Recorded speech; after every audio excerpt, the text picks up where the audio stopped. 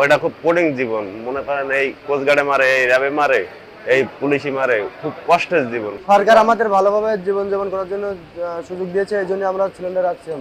আমাদের উপর অ্যাটাক করতেছো তোমরা, তোমাদের স্পর্ধা কতটুকু গেছে? সুন্দরবনের কুখ্যাত ডাকাত বড় জাহাঙ্গীর বাহিনীর ৩ জন সক্রিয় সদস্য দল থেকে বিচ্ছিন্ন হয়ে কোস্টগার্ডের নিকট আত্মসমর্পণের সিদ্ধান্ত গ্রহণ করে।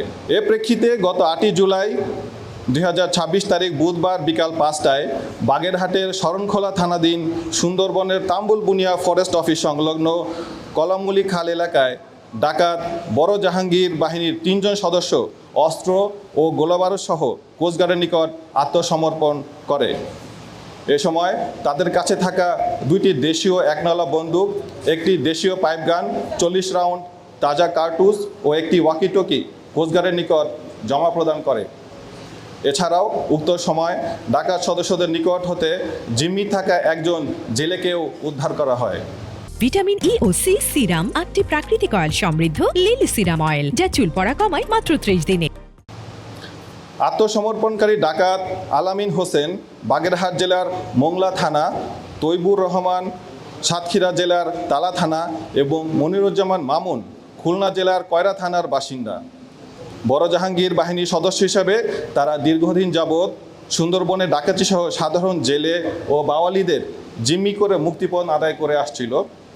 জব্দকৃত অস্ত্র, গোলাবারুদ ও আত্মসমর্পণকারী ডাকাতদের পুনর্বাসনের ব্যবস্থা সহ পরবর্তী আইনানুগ ব্যবস্থা গ্রহণ ও উদ্ধারকৃত জেলেকে পরিবারের নিকট হস্তান্তরের কার্যক্রম প্রক্রিয়াধীন রয়েছে। 2018 সালে স্যালেন্ডার করছিলাম। স্যালেন্ডার করার পরে সরকার আমাদের যে সুযোগ দিছিল, ওই সুযোগে মামলা থাকবে না থাকার পরে আমরা তো সবাই স্যালেন্ডার করলাম অস্ত্রপাতি দিয়ে। আমাদের একটা মামলাও দেখি নাই। আমরা দীর্ঘ আবার ওই জগতে আবার ফিরে গেছিলাম। এখন আবার সরকার সুযোগ দিছে যে আমাদের মামলা নাকি থাকবে না, তাই বলছে আর কি।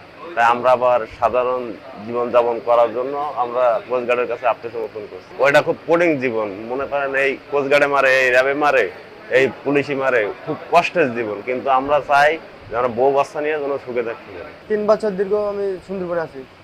আমি সুযোগ পেয়েছি বিধায় সিলিন্ডার রাখছি।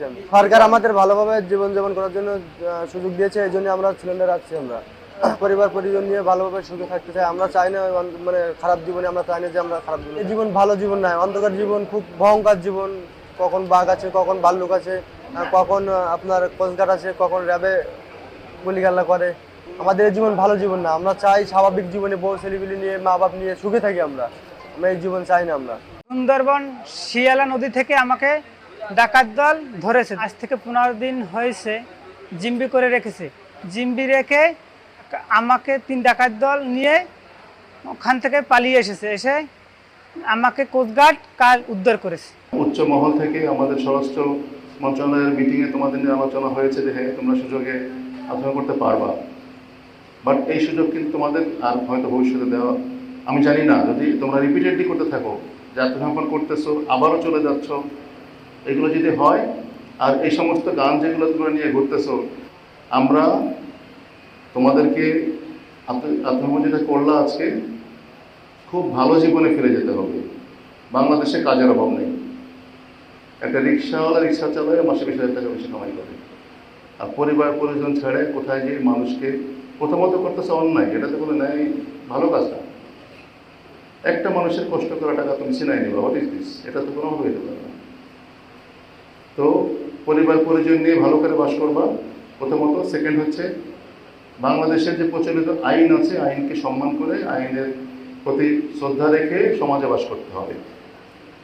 আমরা আর এগুলো চাই না। তোমাদের মাধ্যমে যদি অন্য কেউ, যারা তোমাদের সাথে ছিল এতদিন ডাকাতি করছে, তারা যদি ইন্টারেস্টেড হয়, আগ্রহী হয়, তাহলে তারা যদি আসতে চায়, আমাদের দরজা খোলা। আর যদি কেউ না এসে বনে একই কাজ করতে যায়, তোমরা ফলাফল দেখছো। কয়েকদিনে আমার সাথে এনকাউন্টার হয়ে গেছে। আমাদের উপর অ্যাটাক করতেছো তোমরা, তোমাদের স্পর্ধা কতটুকু গেছে? আমরা এগুলো চাই না। ভালোভাবেই লাইফ লিড করতে হবে, জীবনটাকে সুন্দর করতে হবে। আর এখন যারা আসছো, তার লোকজন আছি, আমাদের সকলকে সকল ব্যাপারে সহায়তা করতে হবে। বলে ভালো যে তোমাদের সাথে কারা কারা ছিল, নিজেরা যদি ভালো হইতে চাও, তাদেরকেও ভালো করো। যে ঠিক আছে, আমরা নির্দেশনামূলক আমি বললাম, বাদ বাকি তোমাদের মেনটেন করার দায়িত্ব তোমাদের।